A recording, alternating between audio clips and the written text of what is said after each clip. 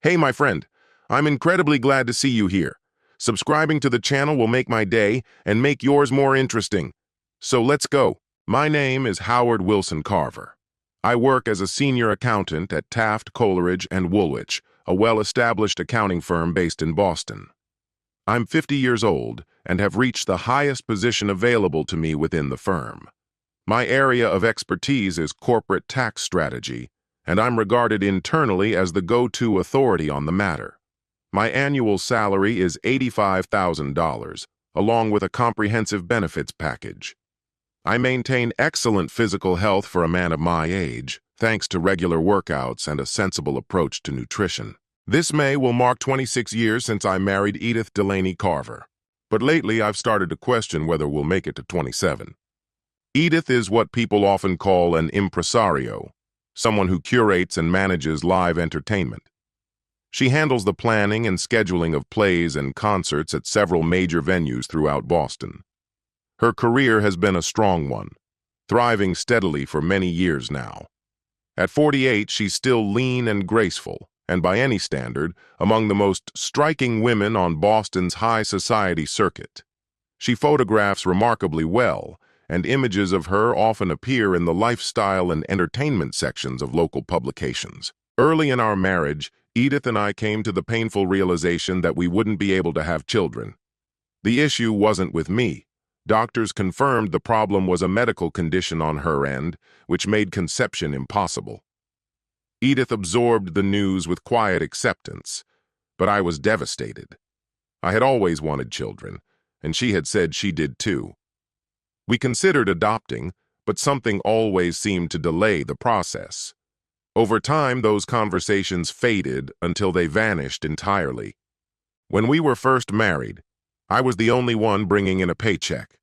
My earnings were modest, enough to cover a small apartment in Needham. The early years were financially tight, but as I advanced in my career and my income grew, we began to breathe easier and plan for the long term. After we learned that having children wouldn't be possible, Edith, whom I had started calling Edie, decided to find work. I didn't object. She was too intelligent to spend her days alone at home, waiting for me to return. I encouraged her to pursue a job, since we weren't dependent on her income for survival. Fate seemed to smile on her because she quickly landed a role at a small booking agency. The company arranged talent, musicians, comedians, actors, dancers, for events at clubs, theaters, ad agencies, and broadcast studios. Though the business was unassuming, Edie took to it with incredible ease. Within 2 years, she had boosted the agency's booking volume by nearly a third, and the once overlooked company suddenly became a significant player in Boston's entertainment industry. Naturally, her boss, Acer Hirschfeld, was elated. Edie wasn't just bringing in clients. She was also navigating her way into the heart of Boston's advertising elite. Her high visibility made her a familiar face among executives and potential partners alike. By the time she hit 35, Edie had become a notable figure in the city's entertainment world. At that point, she was earning more than I was. And with her rising income, the dynamics in our relationship started to shift.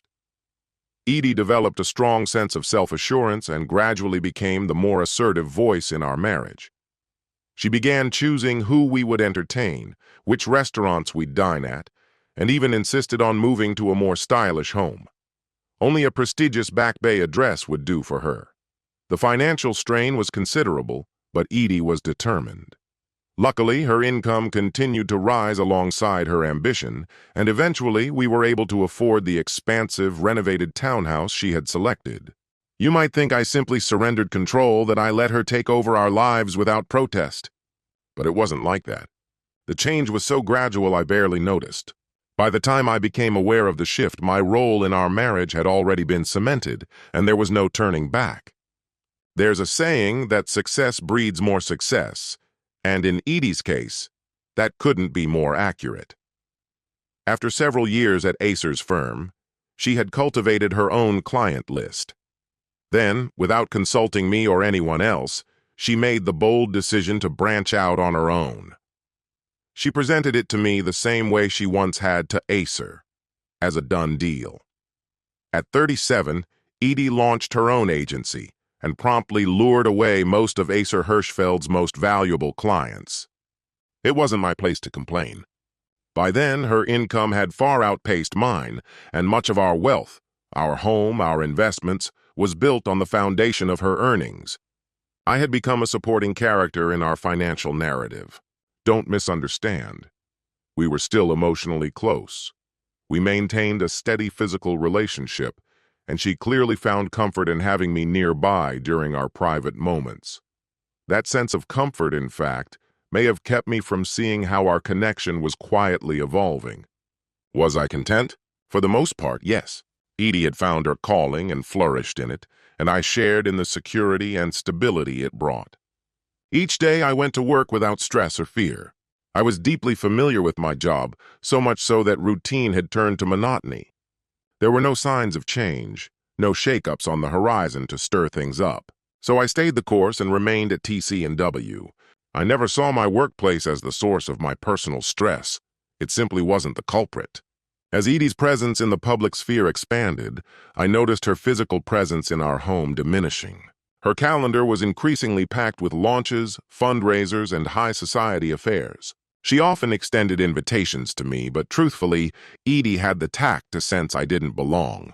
Both of us quietly understood that her world operated on a frequency I couldn't quite tune into. I accompanied her when a partner was required, but more often she navigated the scene solo, networking, shaking hands, appearing in photos alongside public figures. I was more of an accessory than a companion. As we entered our 40s, Edie's influence in Boston's social circles only intensified. Her business was thriving, and the income it brought in was astonishing. I recall vividly, about 3 years ago, sitting down with the tax accountant, who calmly announced Edie's annual earnings had surpassed $500,000. The number stunned me. I nearly lost my balance in the chair. Even Edie looked caught off guard. It was as if she hadn't truly grasped the scale of her own success. The bulk of her income was parked in a Fannie Mae money market account, with the rest in her checking. That meeting seemed to plant something in our dynamic, though I didn't realize it at the time. Our marriage began to morph, less traditional, more of a hybrid model. Privately, we enjoyed each other's company and found comfort in solitude together. But when we were out in public, Edie would create a kind of space between us. Was it embarrassment? Did my more modest career and quieter demeanor clash too sharply with her commanding presence and glamorous life? One thing was certain, our social circle wasn't mutual. The friends we had were largely mine. I learned quickly not to mix guest lists when Edie hosted gatherings. My friends would be left on the fringes, and I'd end up feeling guilty.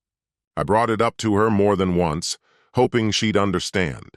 But each time she brushed it off, calling it my imagination. So here we are now. Me and my beautiful, driven, effortlessly slim wife, living in a marriage that's unconventional but functional. I won't go as far as to claim I'm a striking man, but I'm certainly not off-putting. I've still got a full head of hair, graying but intact, and my weight hasn't changed much since my 20s. Thanks to Edie's generosity, my wardrobe is top tier. Our lifestyle is vibrant, and we still affirm our love often. There's been no real reason to feel uneasy. Until now. "Howard, can we talk?" Edie said one evening as we loaded the dishwasher together. "Sure, what's up?"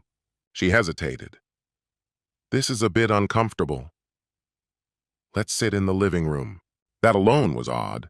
I followed her, settling on the couch while she chose the armchair across from me. "I don't really know where to start," she said, clearly uneasy.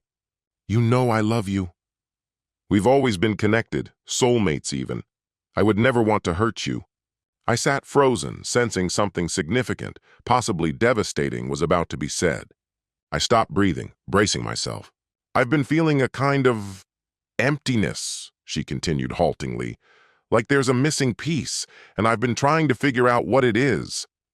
I focused all my energy on staying silent, even as anxiety churned inside me. I could feel the pressure rising behind my eyes. "I've thought about what it might mean to have a lover," she finally said. She looked directly at me, unwavering, watching for any flicker of emotion. My mind spiraled. Still, I kept my composure. I needed to hear everything she had to say. "Howard, please try to understand. This has nothing to do with my love for you. or anything lacking in you, not as a partner or as a lover. You've been incredible always. It's just that there's something inside me I can't ignore anymore. And I couldn't go behind your back. I wouldn't. I just can't. That's why I needed to bring this to you tonight, she said, her hands twisting anxiously in her lap. I finally let out the breath I hadn't realized I was holding. A low, drawn-out, almost imperceptible whistle slipped from me as I struggled to organize my thoughts. Still, I stayed quiet. I held on to the silence, unsure how to break it. No words came. Not yet. So I waited. Her face was a mirror of disappointment. I wasn't reacting the way she had anticipated. My voice is naturally deep and resonant, something I've always chalked up to genetics. More than a few people have compared me to James Earl Jones. Some women have even told me they don't just hear my voice, they feel it. They say it has a certain energy. I always take it as a compliment. And yes, I've learned how to use that voice to my benefit. But Edie has rarely experienced that side of me. Eventually, I broke the silence. "No," I said, soft but unwavering. "What do you mean?" she asked, startled. "I said no," I repeated, still measured and composed. "Howard, you can't just say no. This means so much to me," she said, her voice edging into a whine. "Edith," I replied, calm but unyielding, "I won't accept unfaithfulness. I've stayed true to you from the very beginning. From the moment we exchanged vows in that church, I made a promise, to you and to myself, that I would keep those vows for life. I expect the same from you." "But Howard," she tried again, her tone turning desperate. "No." This time, my voice was louder, sharper. "Don't even try to push this any further. You know exactly where I stand. I'm not changing my mind." My words were final, tinged with controlled fury. I rose from my seat and gave her a look that blended contempt and sorrow. Then I turned and walked to my study, closing the door behind me. Dropping into my leather chair, I leaned back, trying to regain my composure. My thoughts were tangled, spinning through what this could mean for us. At best, things would never be the same. At worst, a divorce. I got up, opened my private cabinet, and took out a decanter and a bottle of cognac. It had been several weeks since I last needed a drink this strong, but now was clearly one of those moments. I took a deep breath, hoping to steady myself. I tried to think, had there been signs? Any subtle clues I'd missed? But nothing came to mind. The present moment was too overwhelming to allow for careful reflection. All I could do was replay the essentials. She wanted to take a lover. No matter how she phrased it, what she was asking for was to cuckold me with my consent. That was never going to happen. But the thought led to darker suspicions. Had she already crossed that line? Was this request simply a way to get retroactive approval for something she'd already done? I had no answers. How could I? And what was truly driving her? Was it another man? The thrill of something new? A desire to recapture youth? Or was it something even more calculated? If so, what could she be planning? I was in a rare position. Should we split? I would be the wronged party. She earned far more than I did, and the law would likely be on my side. Alimony, assets, it would all favor me. So why jeopardize everything? What could she gain from this? What about her image, her career, her social circle?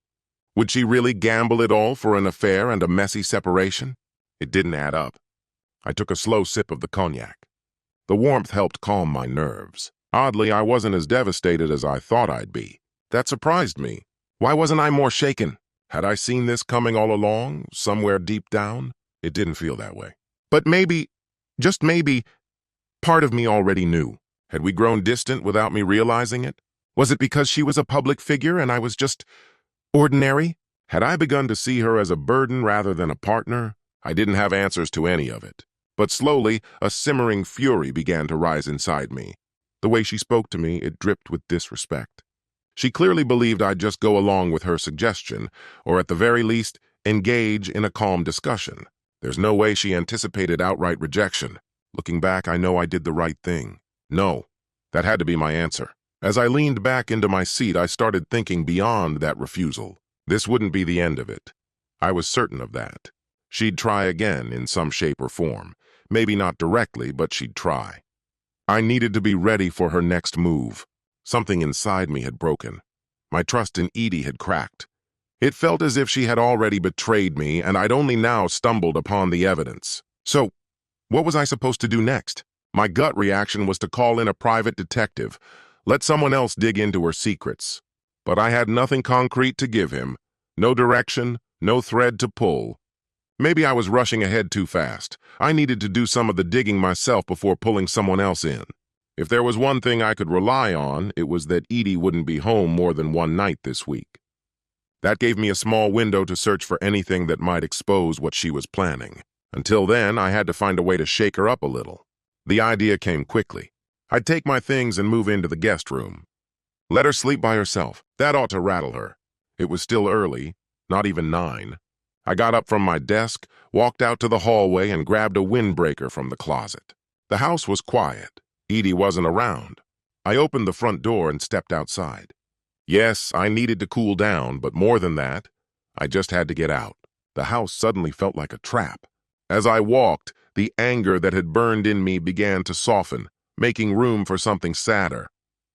Was this how things ended? Was this the slow unraveling of a marriage I'd always believed was strong and full of meaning? I didn't want that to be true. But maybe it was. Somewhere along the way, I'd stopped noticing where I was walking. By the time I looked up, I was far from home. But that distance helped. I felt more level, more capable of thinking clearly. I started to consider how I should behave around Edie from here on out. Should I freeze her out, give her nothing but silence?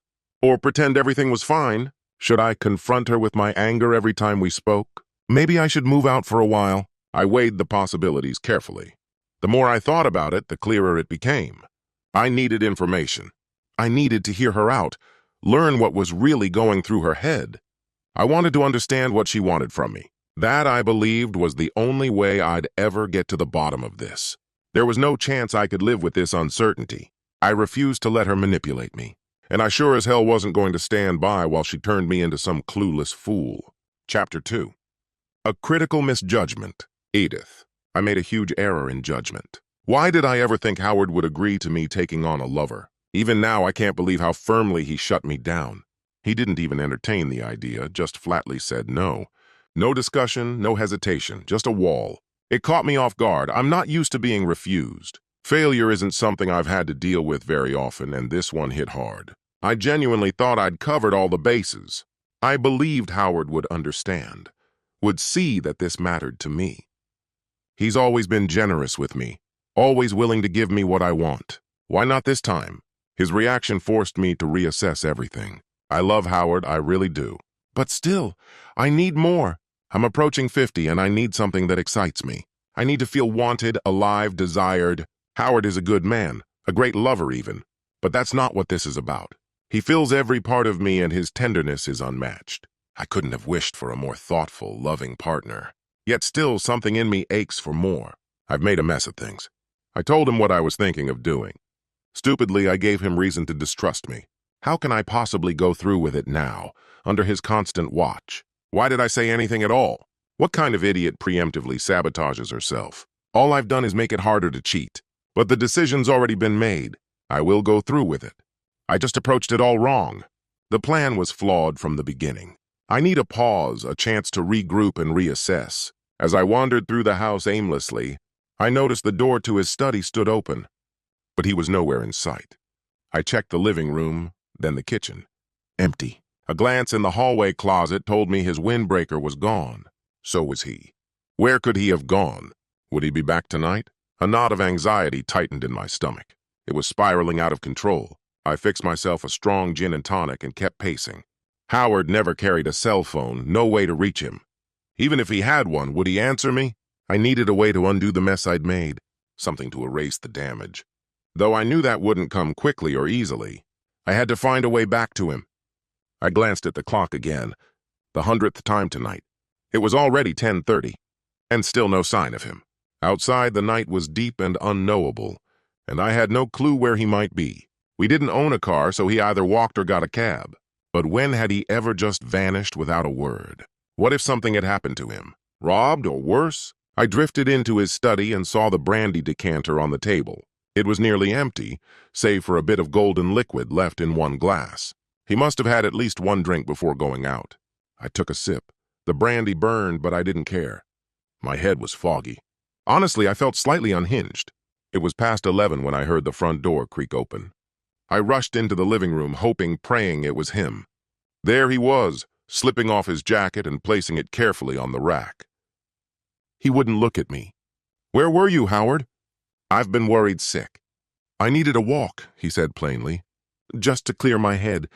His tone was neutral, neither harsh nor forgiving. "I'm sorry," I told him. "I never meant to hurt you. You must know that." I don't even know why I let those thoughts in, but the words were useless. There was no way to fix this, not tonight.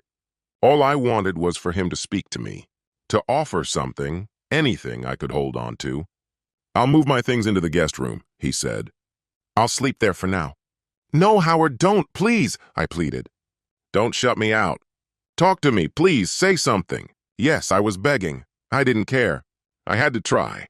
He finally turned to face me, his expression unreadable, his eyes like ice. "I don't want to share a bed with you tonight," he said flatly. "And I'm not ready to talk. We'll speak about everything tomorrow, if at all." His voice was firm, low, and unwavering. It silenced me. I had no words left, only the hollow ache of helplessness. I was the one who let this dog loose, and now it was up to me to coax him gently back into his cage. "Please, Howard, talk to me." "Not now," he said, firm and distant. "I'll speak when I'm ready." Not before. For the first time, I saw fury flicker across his face. I had crossed a line. I'd pushed him further than I should have. Now all I could do was wait until he chose to open up. There was nothing else within my power. Quietly, I turned and walked upstairs to our bedroom, every step heavy with defeat. I knew I'd be sleeping alone that night.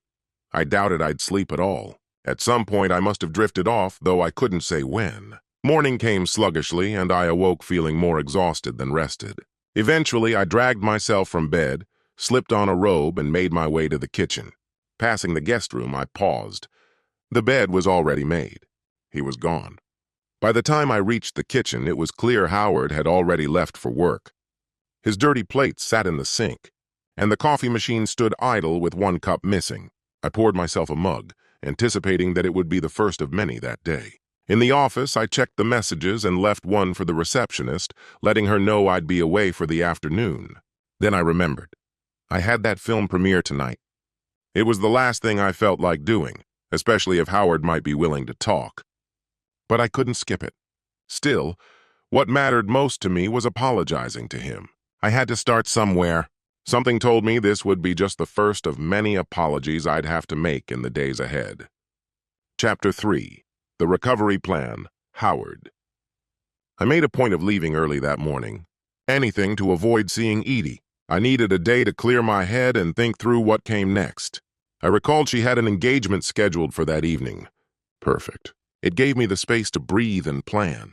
Postponing the inevitable conversation would buy me time. Time to begin uncovering the truth. If past behavior was anything to go by, nothing short of a disaster would keep her from a high-profile event. Maybe it was the long walk I'd taken the night before, or maybe the clarity I'd gained from envisioning a new path forward. Either way, I woke up feeling more rested than I had in weeks. I felt something I hadn't in a long time. Direction. For the first time, I had a rough strategy. I had energy. The man I had been, Howard Carver, dutiful spouse, silent partner, was finished. The version of me Edie knew was already fading. She'd be shocked to meet the man I was becoming. No more bending to please, no more keeping quiet. From now on, I would assert myself. This would be the foundation of my reinvention. The day passed with quiet purpose. I told my assistant not to put through any outside calls unless they were emergencies. Just before 3 p.m., as I'd predicted, Edie phoned. She left a voicemail saying she'd be at the theater that evening and wouldn't be home for dinner. Her tone was full of regret. She promised we could talk the following day. That suited me perfectly. I left work earlier than usual and got home with time to spare. Dinner, as always, was a solo effort. I rummaged through the kitchen and pulled together a quick meal. A bowl of soup, a sandwich, and a glass of red wine. It was enough. Minimal effort, easy cleanup. Now I could begin my search. I started with Edie's computer. She wasn't especially tech-savvy, and from what I remembered, she managed her calendar and emails through Outlook, just like I did. But I was taken aback when I found the system login locked with a password. I hadn't expected that. I didn't even know she knew how to password protect her user account. Still, it made me wonder, what was she trying to hide? I tested a string of predictable combinations, birthdays, pet names, obvious phrases. Nothing worked. Knowing her general disinterest in technology, I doubted the password would be complex. It had to be something memorable, something personal. After exhausting all the typical guesses, I sat back and thought. Then something caught my eye. The monitor was perched on a stand, slightly elevated. Lifting the front edge of the pad beneath it, I found a small slip of paper. On it were 4 strings of numbers and letters, 8 digits each. I typed in the last one. The desktop blinked to life. Her inbox was almost empty, but she had set up several folders, all neatly labeled. Most of them looked like standard business files. Still, I dove in, one by one, carefully combing through every document, every thread of correspondence. It was slow work, but I was determined. At last, I opened the document titled Jeannie and discovered a chain of emails addressed to someone with that name. They immediately stood out from everything else I had read, the tone, the intimacy. It felt more like reading someone's personal journal. It quickly became clear these were letters to another woman. With every message, I realized just how openly Edie was confiding in this Jeannie. She wrote about her daily life, her relationship with me, her social circles, and her work connections. I went through 5 of these emails before taking a moment to absorb what I had just read. There was a clear yearning in her words, a desire for some kind of spark or excitement in her life. She wrote about her love for me, yet it was paired with a hope that something undefined and thrilling might disrupt the monotony. That something remained a mystery until the previous night, when she finally spelled it out. I kept going, reading post after post from Edie to Ginny. It felt like overhearing a therapy session, only the therapist wasn't there. Just Edie pouring her thoughts into the void and somehow still finding answers. Digging deeper into the folder, I noticed something strange. There were no replies. No messages from Ginny, only Edie's outpourings. Had she deleted all the responses? I looked in the trash folder but came up empty. Whatever the case, what I did know was that she was revealing parts of herself, deep, private parts, to someone who wasn't me. For over an hour, I read through every message. Then I came across one that made me freeze. It was titled Family, and its contents were devastating. In this email, Edie confessed that early in our marriage, she had deliberately avoided getting pregnant. She never wanted children. She had led me to believe it was a medical issue, all while secretly using birth control. Later, once her career was in place, she had her tubes tied to ensure there would be no surprises. Her reasoning? She didn't want the responsibilities of motherhood interfering with her social life. Once she went back to work, avoiding parenthood became a fixation. She only paid lip service to my sadness about it. She had hidden this betrayal so well that I never suspected a thing until that moment. The anger that washed over me was immediate and consuming. This wasn't a small lie. It was a deliberate, long-term deception that cut to the very core of our marriage. We had talked about having children, and not just once, but multiple times, even before we wed.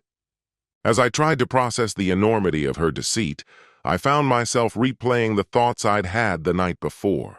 Deep down, I had always known Edie was self-serving. She chased pleasure, comfort, and novelty, often with little concern for how her choices affected others, including me. And I had let her. I made it easy. I rarely challenged her, and because of that, she never had to compromise.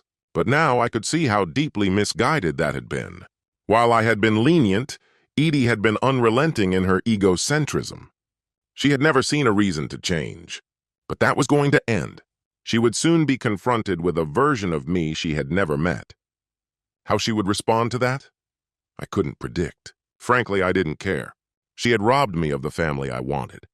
That was something I couldn't and wouldn't forgive. Whether or not she had been physically unfaithful remained unclear. I kept going through the Jeannie folder, looking for anything more damning.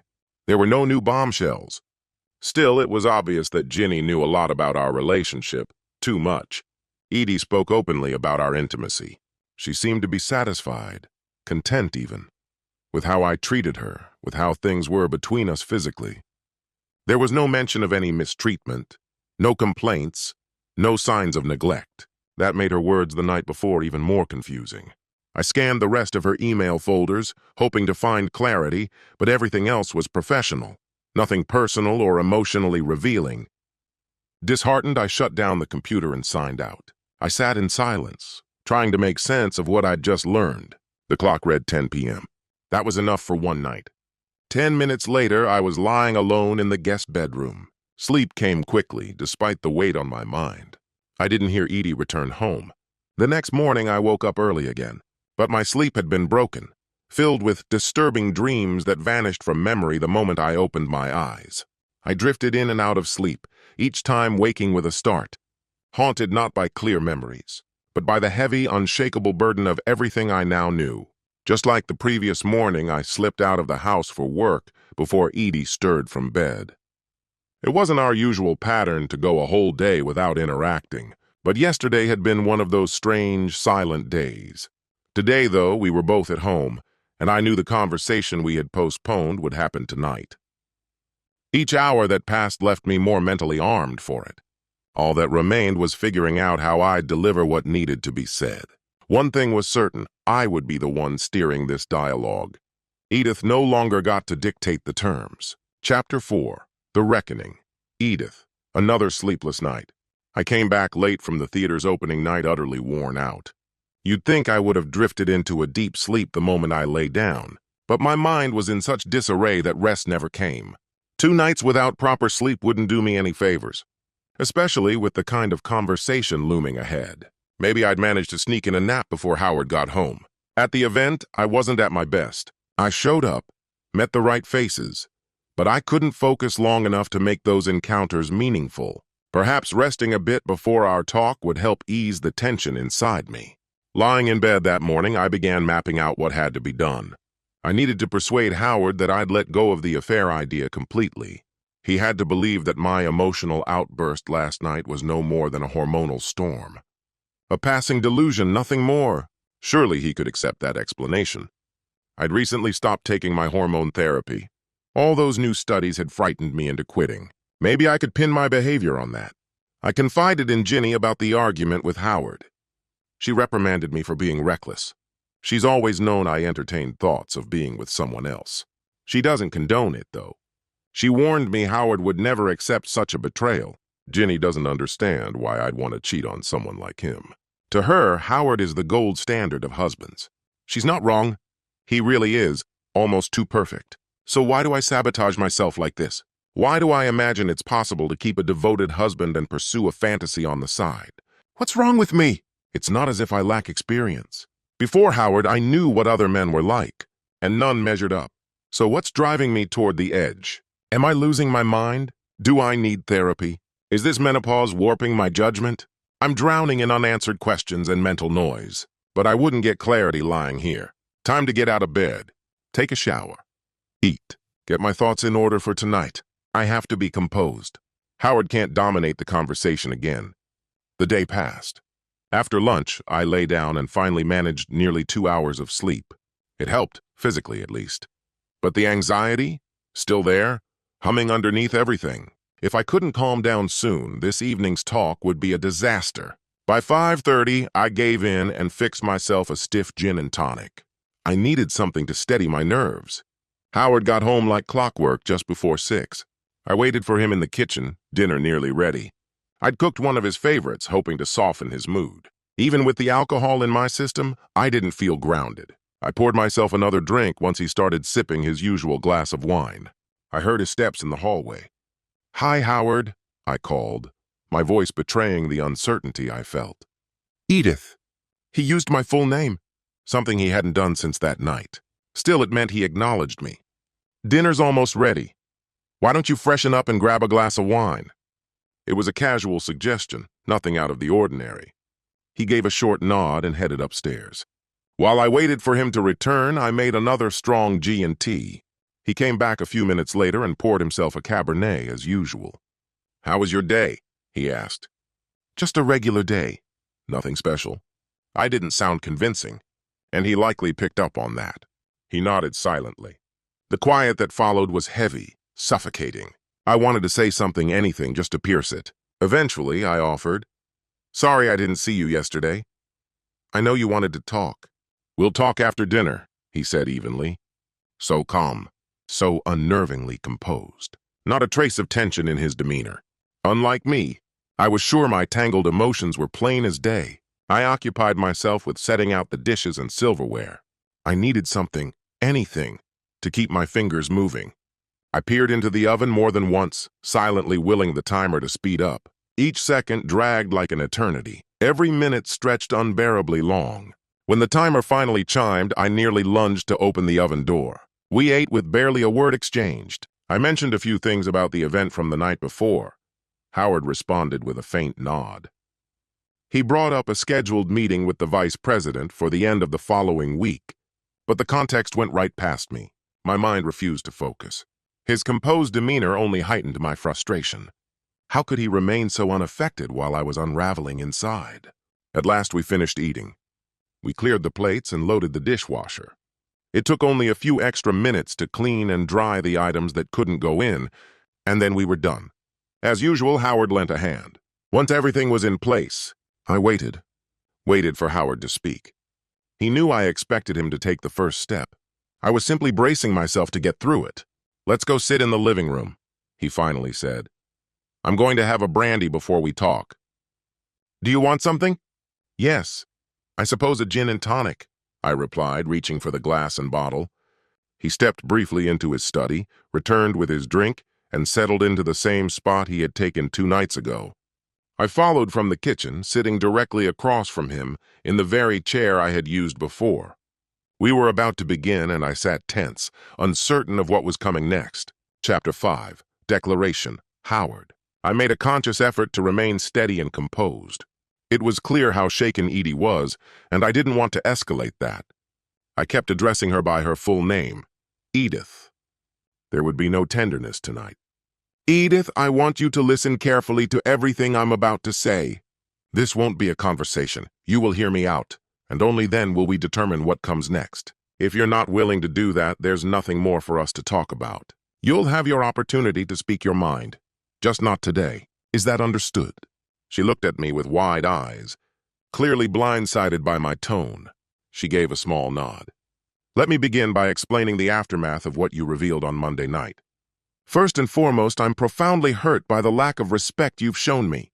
She began to lift her head, her mouth just starting to move, but I raised my hand to stop her. She froze, breath catching mid-motion. I don't know how I ever allowed myself to sit back. While you turned me into a man betrayed, if you believe that years of indulging your needs have softened me into some kind of weakling, you'd better think again. I will say now, as I said before, I won't stand for infidelity. If you choose to disregard this boundary, I won't hesitate to end this marriage. And I promise you, there will be no coming back from it. Is that clear?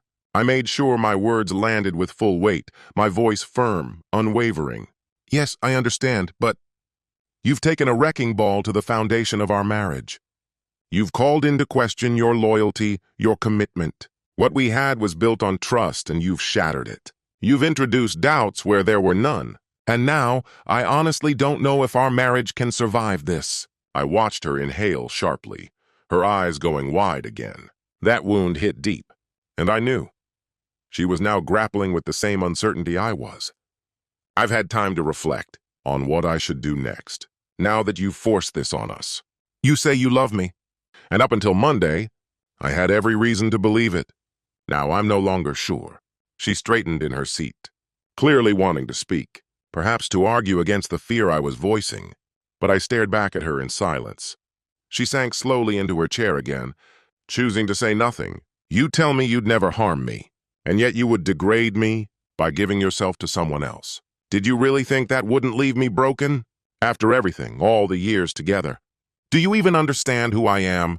Because I'm beginning to wonder if I've ever truly known you. I take full responsibility for not asserting myself more clearly in our marriage. I allowed your achievements and social standing to overshadow my own place in our relationship.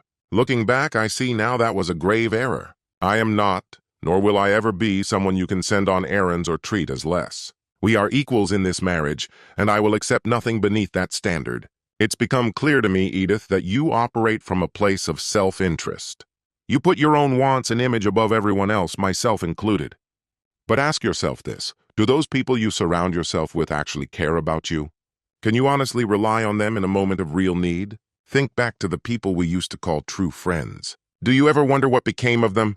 I already know the answer, you don't. I still keep in touch with many of them. They welcome me into their homes. Have you asked yourself why we no longer invite them into ours? Is it because they no longer serve your ambitions? I let that statement linger in the silence. I saw the confusion and pain flicker across your face as I pressed on with what I had to say. If we are to move forward, if this marriage is to have any future, there must be a fundamental shift in how you treat me. I will start accompanying you to social gatherings again, but I expect to be treated as your partner, not some background figure. That is the bare minimum I'm asking. And if that's not something you can do, then I see no reason to continue pretending we're still a couple. You didn't respond to that. Maybe I pushed too hard. But if that's the case, then so be it.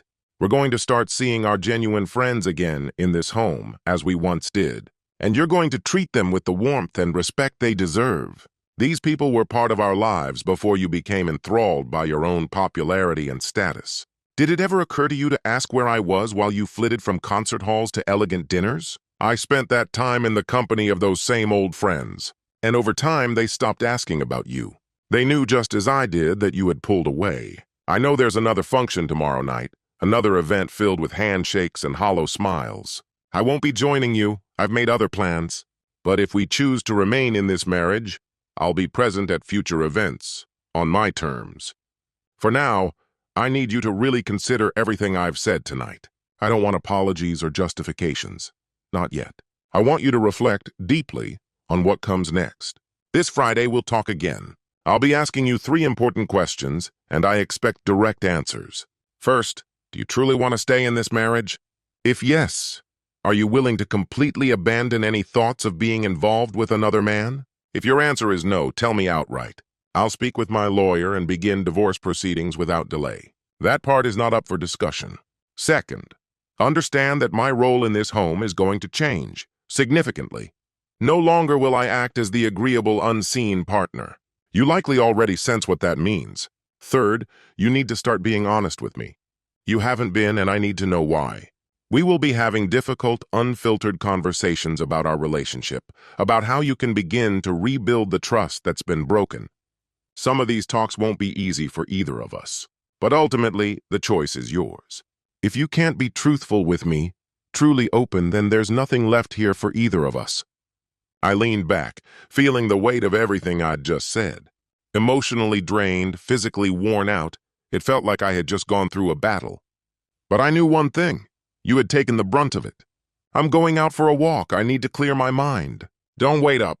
For now, I'll continue sleeping in the guest room. Maybe after Friday we can revisit that arrangement. Am I giving you enough time to think? I asked, gently, trying to ease the heaviness in the room. You nodded slowly. Yes, I think so. Yes. I'll let you know if I... Your voice caught. You were just as spent emotionally and mentally as I was. Bruised by words, but perhaps also seeing the truth in them. I hadn't gone easy on her because I didn't want to. She needed to feel what I was feeling, to understand the shift that was coming. Kindness wasn't the goal, just civility. Chapter 6. The Aftermath. Edith. I was speechless. Howard had blindsided me. He'd drawn a hard line and walked away before I could even begin to react. There was no room left for discussion. I'd never seen this version of him. Cold, resolved, final. He laid out his demands. Either I agree to them or we divorce. There was no in-between, no space for compromise. The door clicked shut as he went out for a walk. I sat there for a moment, numb, then drifted into the kitchen and poured myself another gin and tonic. Drinking like this wasn't typical for me, but tonight I needed the sedation. My mind was racing, my body tense. I needed clarity, and I wasn't getting any. I used to be the one in control. Now Howard had taken that control from me, and I hadn't been able to stop him. He asked questions I didn't know how to answer. Of course I wanted our marriage to survive. Of course I told him I wouldn't cheat. He erased that conversation as if it never mattered. Now I had decisions to make. They seemed simple on the surface, but I had 48 hours to reconsider everything. And then there was that lingering question. What did he mean about honesty? I've always tried to be truthful with him. Wasn't that how this whole disaster started, because I chose to tell him the truth? Why was he doubting that now? But more than that, something else hurt deeper. He never once told me he still loved me. He didn't express anything besides rage and bitterness. Did I destroy the love between us? I'm not sure I can take this. I do love him, I know that. But I wounded him, and now, like something injured and cornered, he's striking back. But is he fighting for me or just fighting?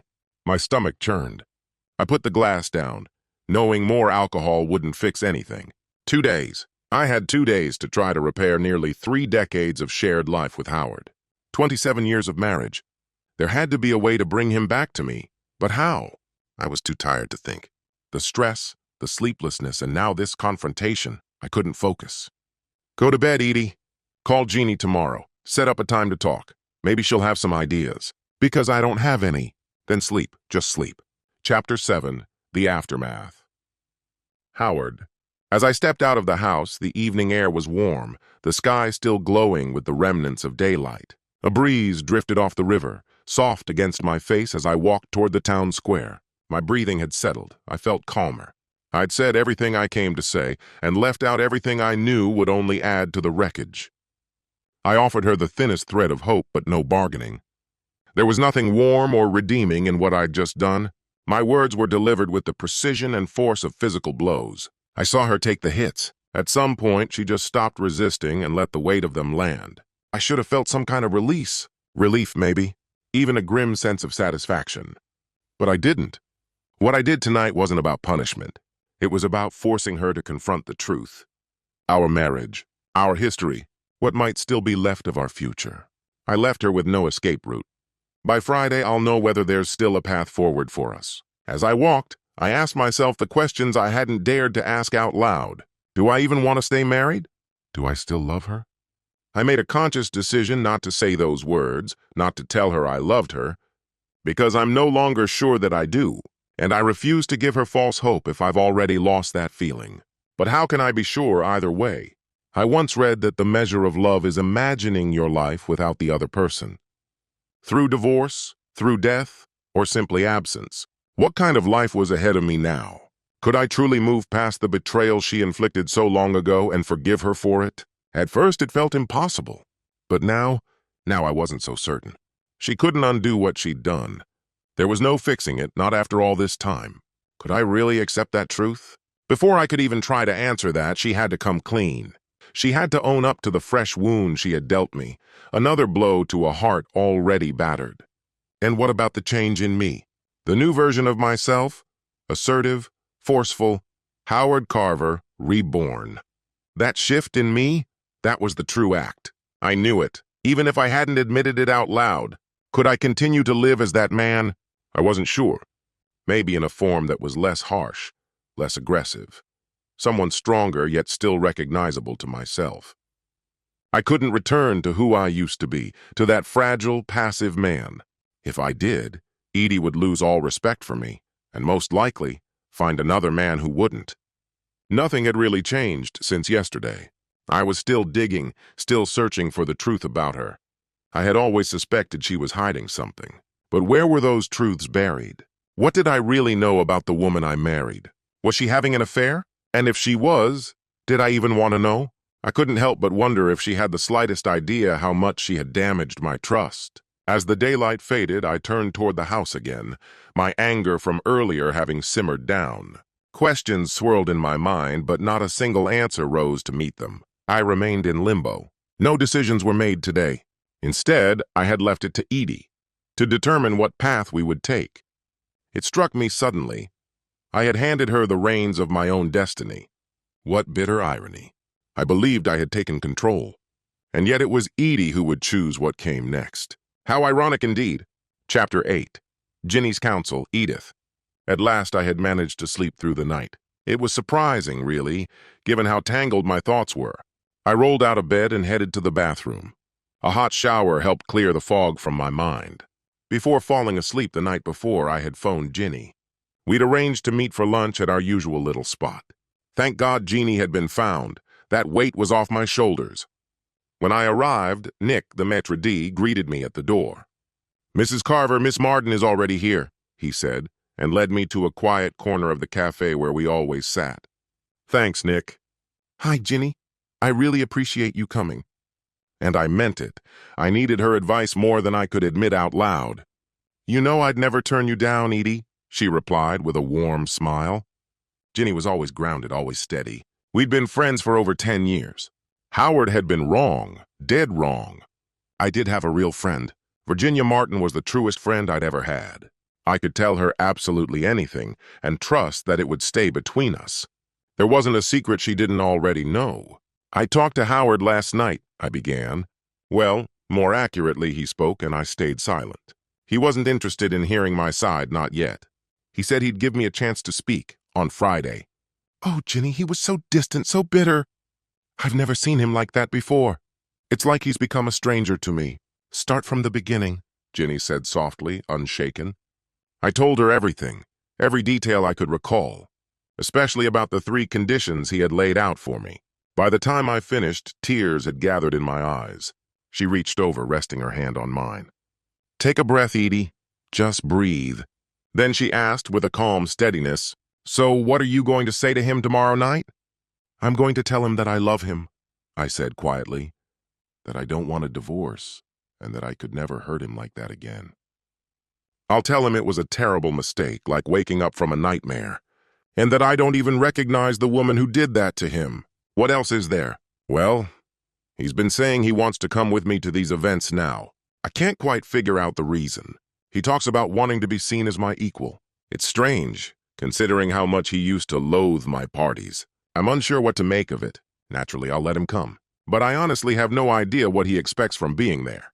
And I suppose I'm glad he's showing more resolve. It's what I've wanted, for us to be a team in all things. Maybe I'll tell him I appreciate it when he stands his ground with me. Anything else on your mind? I'm at a loss about how to respond to what he said about my honesty.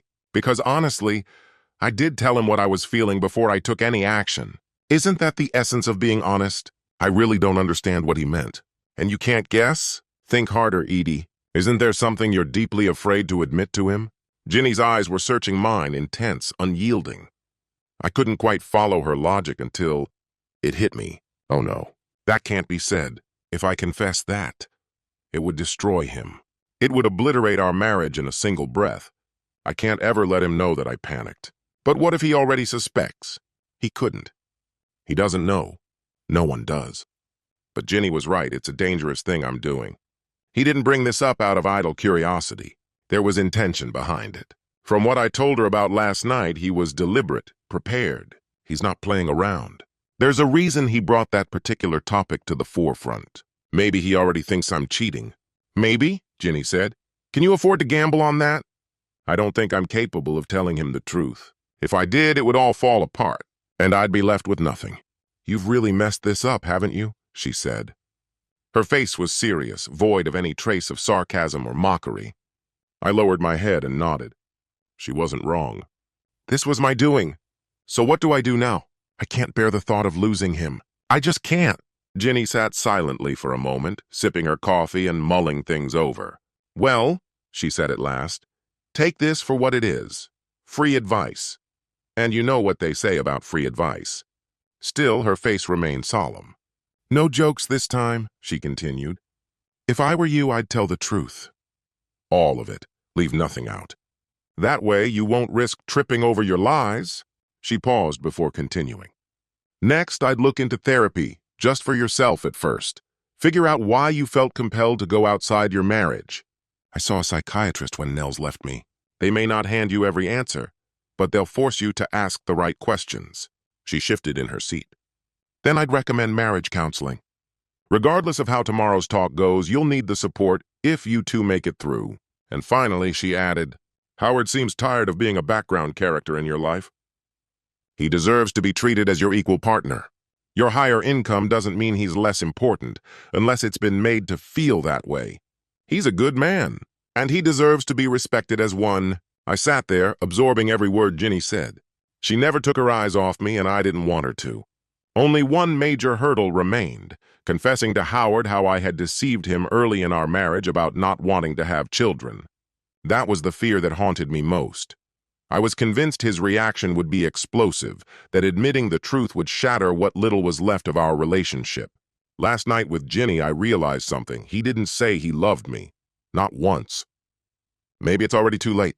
He talked about a future between us. But a future without love? I couldn't imagine enduring that. Maybe it's better if he's the one who ends things. I felt weighed down by sadness. Everything looked like it was about to fall apart. I had no idea how to fix our marriage. Don't give up, Edie, Ginny said gently.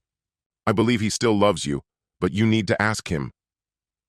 That question is the key to everything that happens next. If he didn't care, he wouldn't still be here. He'd have walked away already. He wouldn't challenge you unless he was trying to pull something worthwhile from the wreckage. She paused, thoughtful. He's adrift too. He may look composed, but I don't think he's as sure of himself as he seems. He's watching for some sign that you're willing to rebuild things into something he can live with. You have to offer him that opening. I just want him to give me that chance, I said. I don't hear any doubt in his voice. He sounds so certain. It was hard for me to accept what Ginny was saying.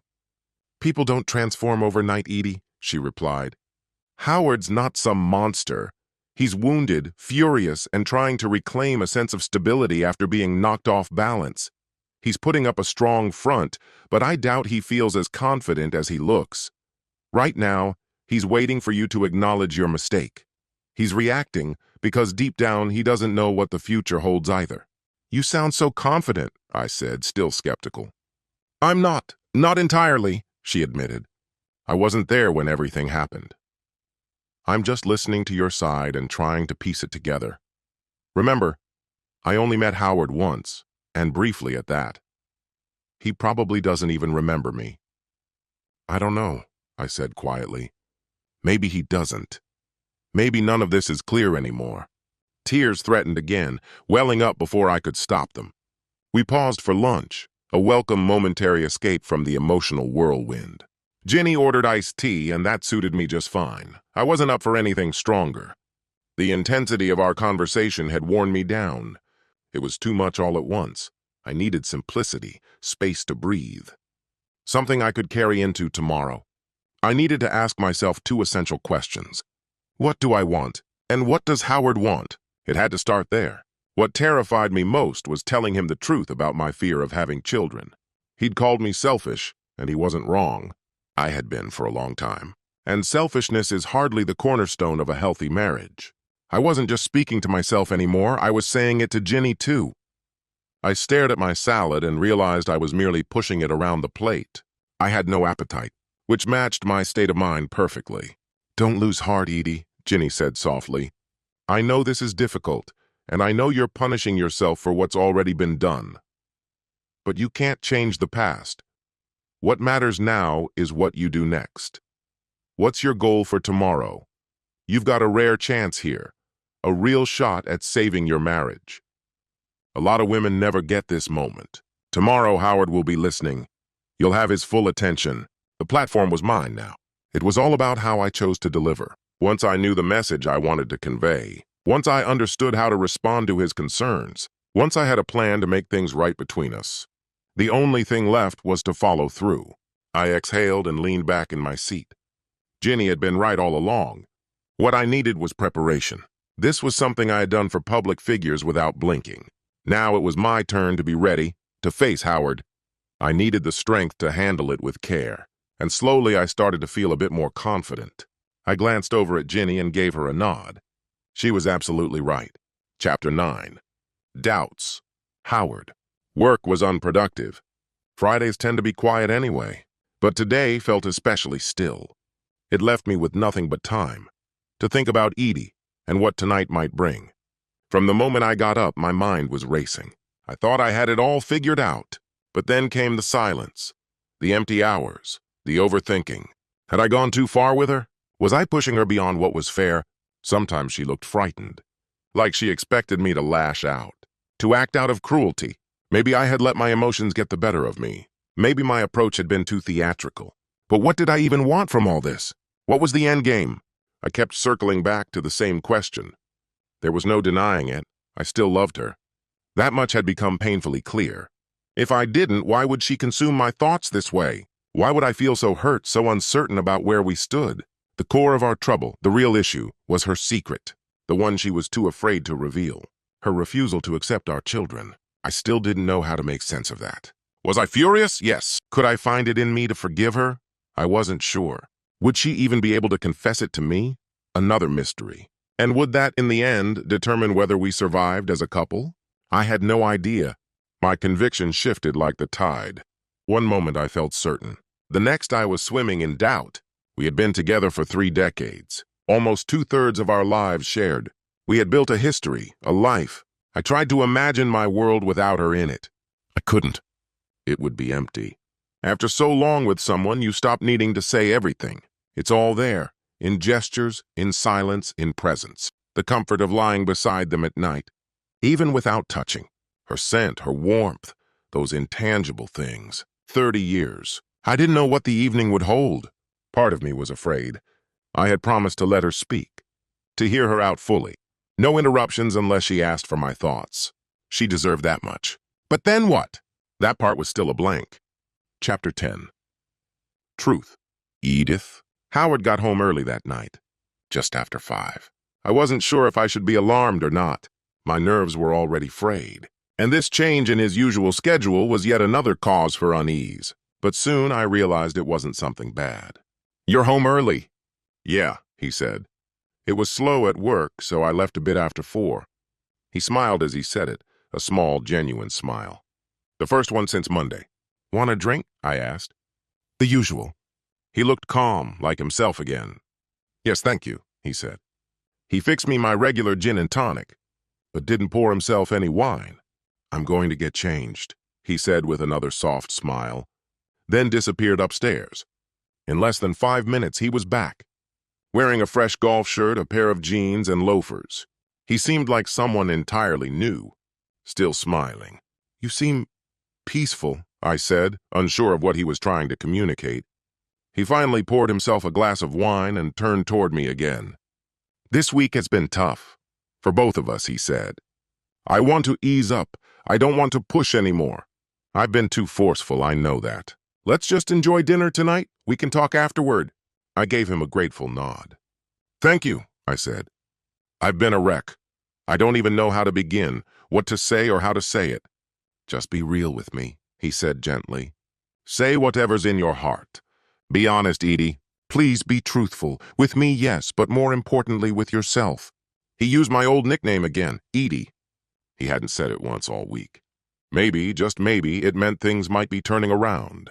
But then again, the issue lingered. Honesty, the one matter I still hadn't figured out how to face. I cooked one of his favorite meals, again. This time, he noticed. During dinner, we managed a real conversation. It steadied me, gave me something to hold on to. Still, I could feel what was coming next. And I didn't welcome it. To be honest, I was afraid of it. Talking to Ginny had helped, some. But even so, I couldn't picture how this would unfold. I skipped a second glass of wine. I knew if I did, I wouldn't be able to keep myself in check. I needed clarity, not liquid bravery. Ginny had taught me that. She knew firsthand what false courage cost. She was in recovery, an alcoholic who had paid dearly. Her marriage, her children, she lost them both. A steep, brutal toll. I met her not long after she joined AA. I was struck by her strength. She didn't blame anyone. She called it what it was, a disease. And she faced it. I couldn't say the same. I didn't have addiction to blame, just selfishness. That was the root of it.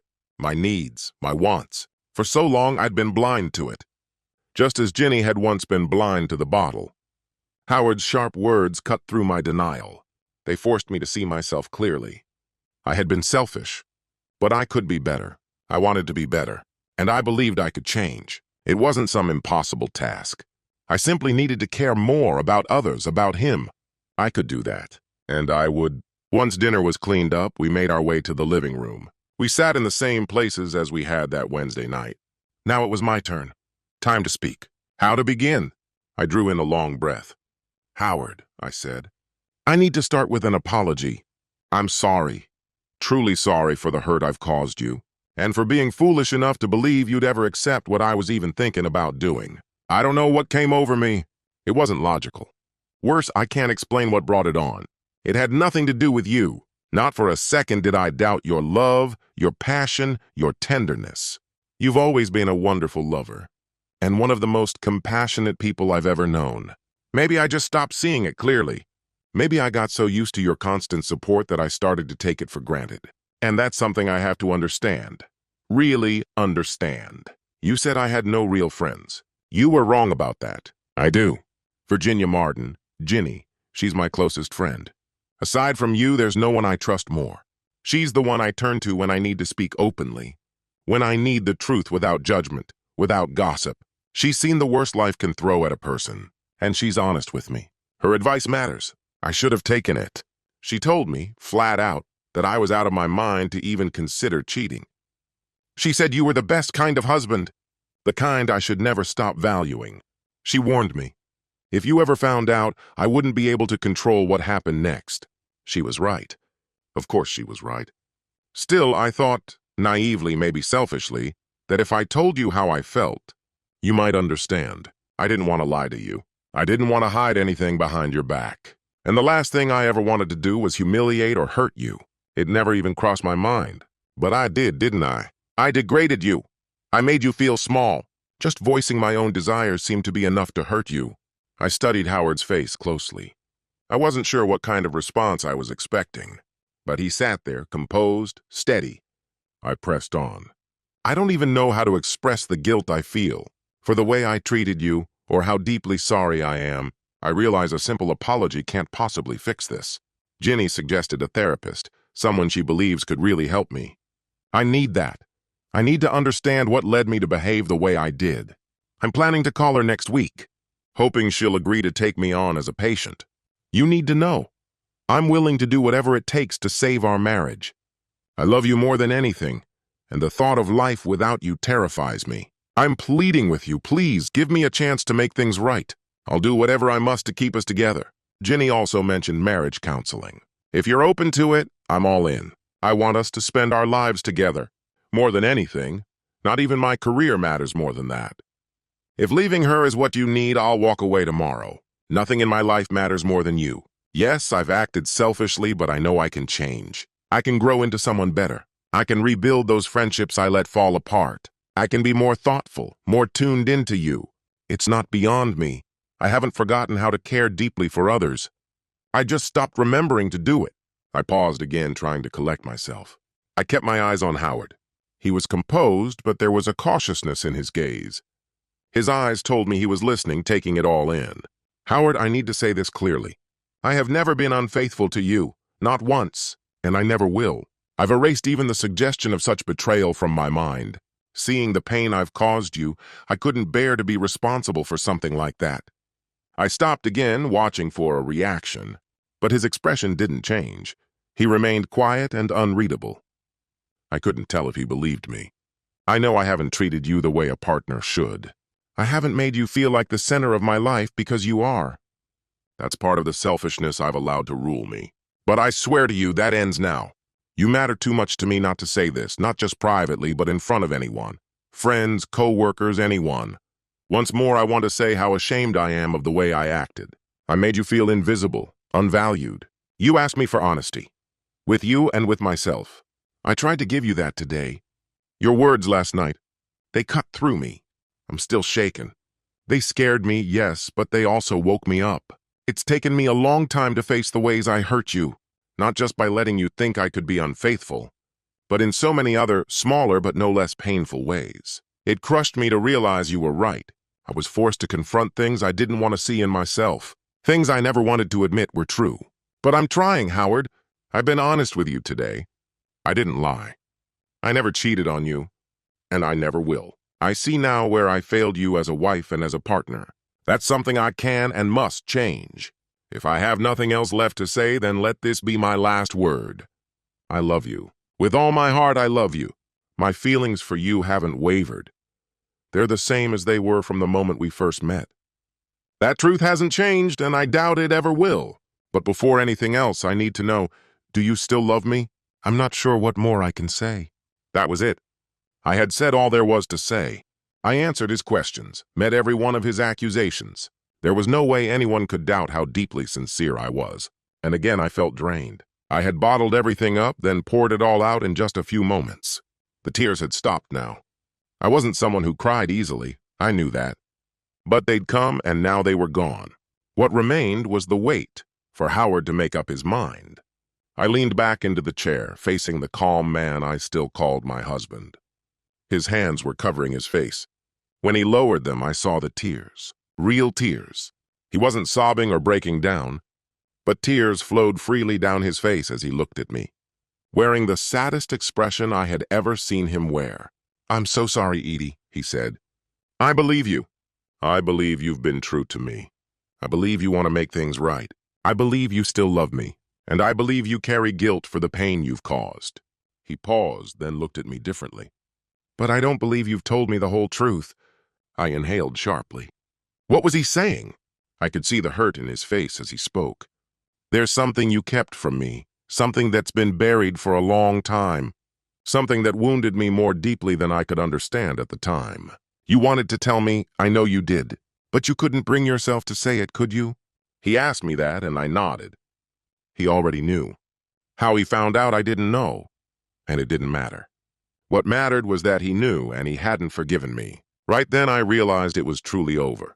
There was no turning back now. I slumped in my chair, defeated.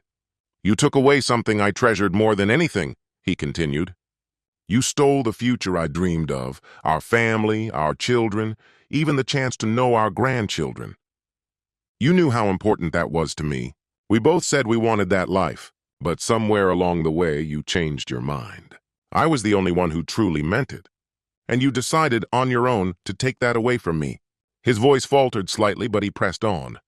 "If you'd only been honest with me, if you had just told me the truth, I think I could have found a way to forgive you, even now. But you couldn't. You never could." His words hung in the air like a sentence. "I'll have my attorney draw up the papers on Monday. While you're away next week, I'll come collect my things. Tonight, I'll pack a few essentials and stay at a hotel. I'll let you know which one in case anything urgent comes up. Also, just so you know, I'm leaving TCNW. They're cutting back, and they've offered me a generous package to leave early. Once things settle, I plan to launch my own business. There's still so much I want to do. I'll keep myself busy." He looked at me with one last ache in his voice. "I'm sorry, Edie. I truly hoped you'd find the strength to tell me what you were hiding. I'm sorry you couldn't. I wish you the best." Then I watched him rise, his face still wet with tears, and walk out of the room, up the stairs, away from me. I sat frozen. I couldn't move. Not a word came from my mouth. I wanted to beg him to stay, to keep me safe in his arms, to love me the way he once did. But I said nothing. I just stared at the empty chair he had left behind. It sat vacant as my heart had become. Epilogue. Howard. I was grateful not to be thrown straight into job hunting or a complete life overhaul. After a whirlwind of a week that flipped my entire world on its head, I needed a chance to breathe. I found a cozy apartment in Cambridge, just the right size, just the right vibe. I furnished it in colors that brought me comfort, arranged things the way I liked, and made the space my own. Things were off to a decent start. I gave myself a break from everything. I needed to escape to somewhere unfamiliar, somewhere untouched by memories of Edie. With no emotional landmarks, I could be anonymous, even to myself. It was May, and I decided on the south of France. I rented a car and drove from Monaco across to Narbonne, then made my way through Marseille and up to Orange. I absorbed the scenery, the language, the cuisine. It was a feast for the senses. For a time, I felt peace. I sat at a seaside cafe called Sea, nestled in Saint-Maxime, watching the water and wondering if I could make a life here. My needs were few. I could support myself without much trouble. In fact, with the right setup, I could run my business online from anywhere. Maybe, immersed in the rhythm of life here, I could start to lose sight of the person I used to be. Maybe. But for now, I'm going back to Boston. I need more time to reflect. I'm still learning what it means to live on my own. Epilogue. Edith. Ginny was the one who pulled me from the wreckage of my collapsing marriage. I was shattered. I couldn't focus, couldn't work, couldn't even process what had happened. I stayed in the house and went through the motions of my professional life, hollowly, on autopilot. Ginny whisked me away to Seattle, then took me on an Alaskan cruise. That remote, quiet detour was exactly the kind of emotional distance I needed. Thank God for Jeannie. She's been my lifeline during this time. Somehow the business is still holding together. I've got excellent people keeping things running. I know I've been missed at social functions, but with the divorce so publicly aired, I suspect most people understand. Jeannie and I don't need to work anymore. We've both secured enough to live comfortably for decades. I've never been impulsive with money. Even during the divorce, I had to push Howard's lawyer to settle on a larger amount. He wouldn't ask for anything, though he was entitled to much more. He asked for so little, always. I don't think I'll ever fall in love again. I'm not ready to let someone take Howard's place. And even if someone like that came along, I know deep down I couldn't risk doing to him what I did to Howard. I'll remain alone. Not lonely, perhaps, but alone. I have Ginny, I have my colleagues and friends, but I won't have Howard. There could never be another Howard. There never was.